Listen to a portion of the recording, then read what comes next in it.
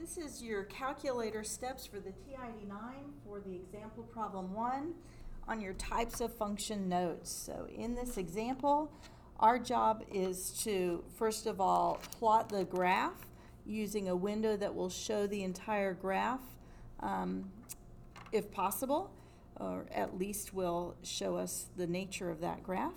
So whenever you graph on your calculator, you should provide a sketch of what you see on the window of your calculator. So this rectangle represents the window on my calculator. We're also needing to give the y-intercept, any x-intercepts, any vertical asymptotes, and then finally the range. Okay, so I have this quadratic function on my limited domain. So in my equation editor, I'm going to enter that function. So I've got x squared minus 6x plus 40. To limit the domain, we have this vertical bar. Given that, this time I'm going to enter this domain exactly as it's written, which I can't do on the TI-84, but I can do that on the TI-89. So I have 0. To get less than or equal to, again, we go into math. So second 5 gets us into math. And we want the test menu, that's our 8th option. So we want less than or equal to, that's our 4th option. 0 less than or equal to x. And then again, math, test, less than or equal to 8. We want to enter that. And it doesn't like something I did. So I hit escape.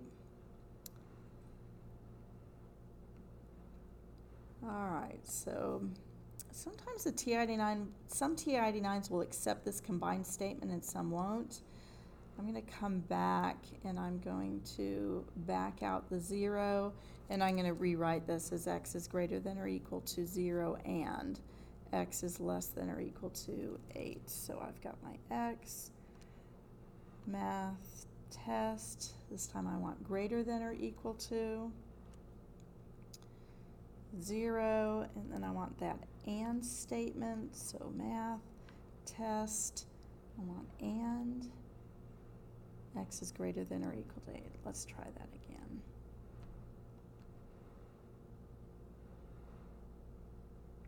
Better. I want to show you this, so I had done this on this calculator already. So let's go back and let's do a zoom, that's F2, standard, that's 6. Just to show you that on a standard window from -10 to 10, both directions, we don't see this graph. If we think about it, right, this is a happy parabola, so we know the graph will be a parabola with a y-intercept of 40. So without doing a lot of analysis, I have my parabola somehow that goes through that y-intercept, and if I'm graphing on a -10 to 10 window, I don't see it because the graph is too high. So if we go back into our window, we've got to change that window. For this domain, I want to go a little bit left of 0, so let's go -2 and right of 8. 10 will work, and we'll keep the scale of 1. For my y minimum, because I'm looking for my x-intercepts, I want to go below a y of 0, so we'll keep that -10. But obviously, I need to go higher to capture this 40 and then what goes above. So let's try a y max of 70, and we'll change that scale to 5. And then we'll graph again. Okay, I can see my graph start when x is 0. I see it stop. Right, so I like that. I'm going to come to my calculator and I'm going to sketch what I see. There's my y-axis. There's my x-axis. Right, and what I see is this parabola starting here, coming down, turning, and stopping here. You always want to mark, right, the start and stop of your window. So if we come back here, again, that had x of -2 to an x of 10. Y went from -10 to 70. So I know exactly what you're looking at when you show me this sketch. So let's go back here. I want to find my y-intercept. My y-intercept is when x equals 0. So if I trace, and here traces F3, so I trace to where x is 0. Right? My cursor jumps and the bottom of the screen, it tells me when x is 0, y is 40. So we already knew that actually from the equation, but our y-intercept is 40. I'm looking for x-intercepts, and we can see this never crosses the x-axis, so there are none. I'm looking for vertical asymptotes. That's not showing up here. Parabolas don't have any asymptotes, so that would be none. And then finally, I'm looking for my range. So my range is going to be from my lowest y, right? I want my low y to my highest y. I can see that my highest y occurs at the right end. So if I trace, right, F3 to trace to where x is 8, that was the right side of my domain, I can see that y is 56, so that will be the upper edge of my range. To find the lower end of my range, I'm really looking for this little vertex down here. And I want to know what is the y coordinate of that point. If I trace down, right, I can see that my y values are getting lower, right, and then they start getting higher again. So I could give a guess at somewhere around 31.002, but there's a better way than guess that our calculator provides us. So on this calculator, you'll see F5 is math. We're going to ask the calculator to do some math for us, so we're going to go to F5. And what we want to find is a 0. Remember, 0 is another name for an x-intercept, for a y, I'm sorry, we want to go to minimum. We're looking for the minimum. So we pick that third option, and it asks us for lower bound. On the TI89, the lower is not lower in the y direction, the vertical direction. This is the lower x. So to get to a lower x, we move left. So you simply want to move left until you are definitely left of what we're looking for, which is the minimum point. We press enter. Upper bound, again, is not higher. It's farther to the right. It's an upper x. So we move to the right until we're definitely right of that minimum. Press enter.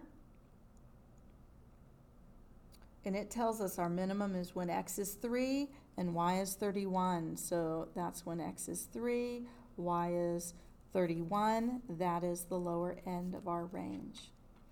Now, since we didn't have to find an x-intercept, let me illustrate how you would do that. Let's go into y equals.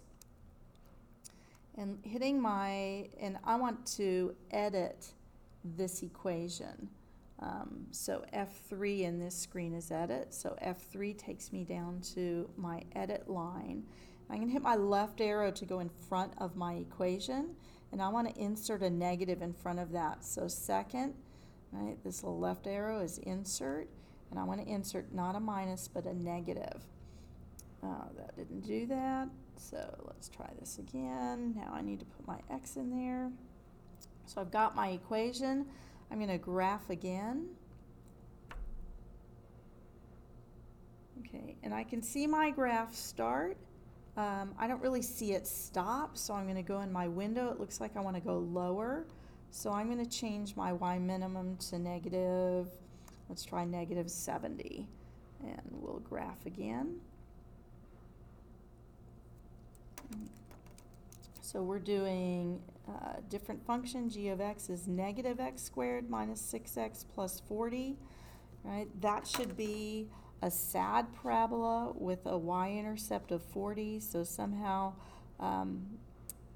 should go something like this. We're looking between 0 and 8.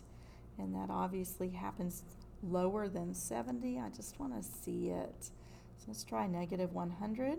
Right, there's some guess and checking going on here. You can do that too.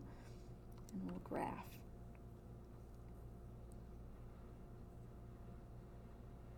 There we go, start and stop. You can see I have one x-intercept.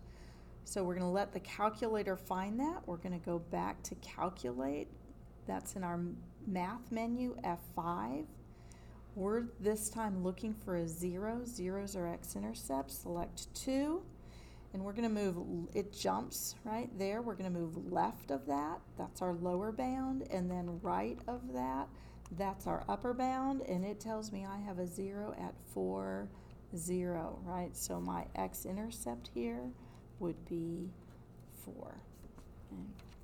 I have a second example, kind of shows us something a little different. So let's go back into our equation editor, and we'll clear out this equation, hit my clear button, and we're going to enter 25 divided by, I'm going to use an open parentheses for my denominator, not really necessary in this case because this would do exponentiation on the x before it did the division, but just to be safe,